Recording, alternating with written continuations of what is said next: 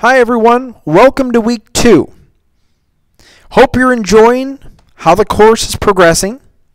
And as I let you know, I'll probably, when you're viewing this video, depends on when you're viewing it, I'll have your work graded by Tuesday night. Make sure to review my comments and really apply those comments going forward. If you have any questions on the comments, send me an email. If you have any, if you're looking for help, just let me know. I'll be more than willing to help you out. I can pre-grade your work or anything, so just let me know. Now, for week 2, we're going to focus on chapters 4, 5, and 6. A very big chapter. It's going to cover a lot of the heart of macroeconomics. Like chapter 4, it's going to be dealing with unemployment, inflation, and economic fluctuations.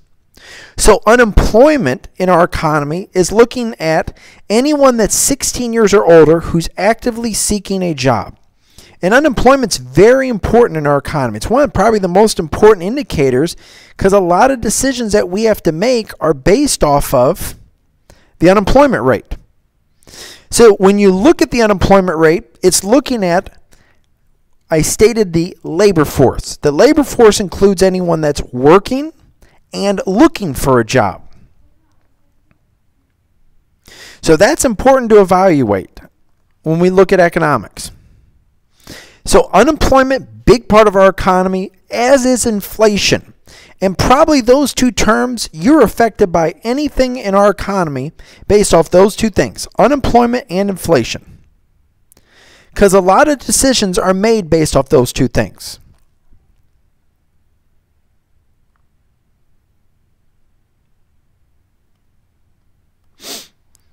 The next chapter's looking at output, income, and economic growth.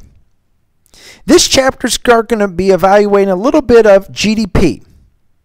And GDP is looking at 4 components in our economy: consumers, businesses, government, and net exports.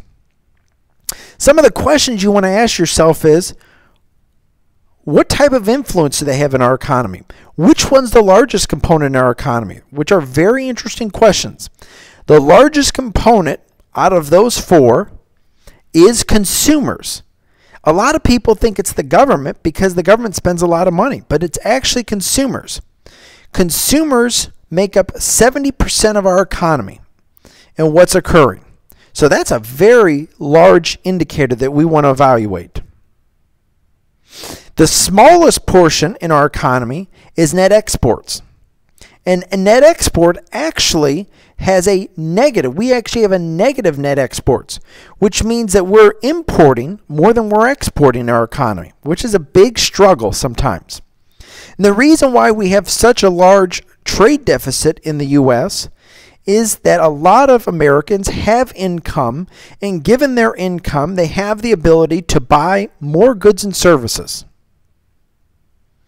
And then in chapter 6, we're going to be dealing with aggregate demand and aggregate supply. Aggregate demand, aggregate supply is a little bit different than supply and demand because the term aggregate means total. And what I mean by total is total demand, total supply in our economy. And when you try to measure aggregate demand, aggregate supply, you're looking at the total demand, all of the markets added up. So it should be an interesting week and an interesting focus. And a lot of the things that you need for this week, you'll be able to really evaluate and use in your everyday life.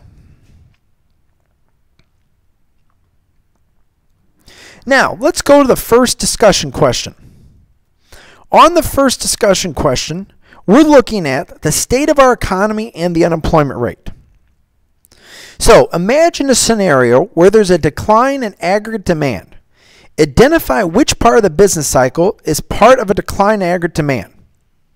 Now, GDP, like we were discussing, measures the amount of new production. A change in the amount of new production affects employment. Describe what would happen to GDP, the unemployment rate, and the inflation rate if there was a decline in aggregate demand. Very easy question, but it has all these different parts that we have to connect. What I want you to do on this question is look at a graph, look at aggregate demand decreasing. When you look at aggregate demand decreasing, you'll notice the axes are the price level, and the output level.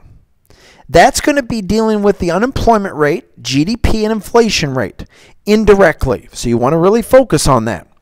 That'll bring about a lot of interesting things. Now, with more than just understanding it, I want you to explain it. What will happen to GDP? What will happen to unemployment rate? And what will happen to inflation rate? Explain all of those components for a decline in GDP. Okay? Make sure in your initial post that you include, again, both in-text citation and a reference that's in APA formatting. Now, discussion number 2. Who wins, who loses from inflation? It seems like we're always losing from inflation because everyone's always experiencing inflation, but our wages aren't going up higher than what inflation actually is, which is a very good point. Inflation for this week in discussion number 2 is an important policy issue because it causes redistribution of income and wealth and discourages savings and investment. Because when higher prices occur in our economy, the one thing we don't want to do is save money, because we're actually losing money when we save money. For example, if let's say you're getting 1% in the bank and inflation is 4%. You're losing money by putting money in the bank. So a lot of people, what they do when they see inflation is they try to spend more money, which actually creates more inflation in our economy. What we're going to look at for this question is discuss how inflation affects borrowers and lenders when you're on a fixed income. So if I'm on a fixed income, my income doesn't change. I get the same amount per week. Now that's very tough if you get the same amount per week. So when you look at fixed income, same amount per week, inflation occurs, nothing really happens with our income levels. So just make sure to focus on that. And again, APA formatted, in-text citation, and reference in your work. The other thing you're going to be looking at is a journal. From a journal, you're going to be reviewing the videos included in the multimedia resources for this week. Reflect on the challenges facing the U.S. labor force due to outsourcing. Discuss the effect of outsourcing on the production of GDP.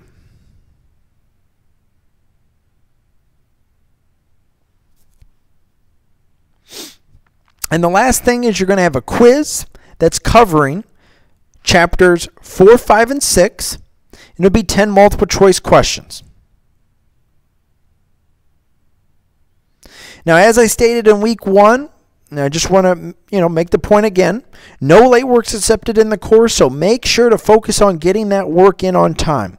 And if you can do that, you'll do very well this week. And if you have any questions, just let me know.